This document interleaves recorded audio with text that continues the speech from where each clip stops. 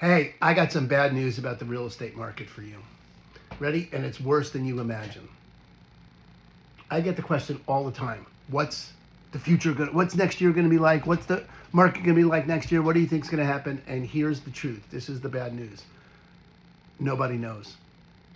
It's unknowable. Look, it would be way better news if I knew and you knew with certainty that the market was going to crash.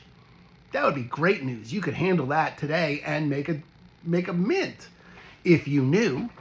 But I don't know, you don't know, and nobody knows. On top of that problem, that bad news, given nobody knows, that means all that stuff you read about in the newspaper or media or wherever is nonsense. And in fact, the more you hear about it, the less likely it is to happen.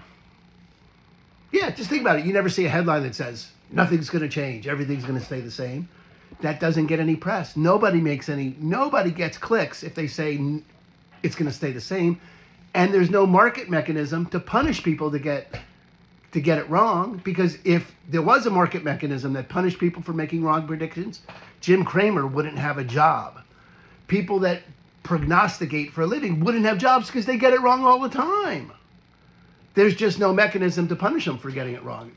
All media wants is your eyeballs. Their job's not to be right. Their job is to be loud. And they're really good at it. So the future is unknowable. We don't know what the market's going to do next year. We don't know what the market's going to do in 60 days. We don't know anything.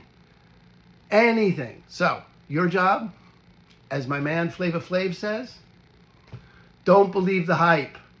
The more you hear about it, the less likely it is to happen. Don't worry about it. There's nothing to do with the future. There's what is going to make the next moment work for you, and do that.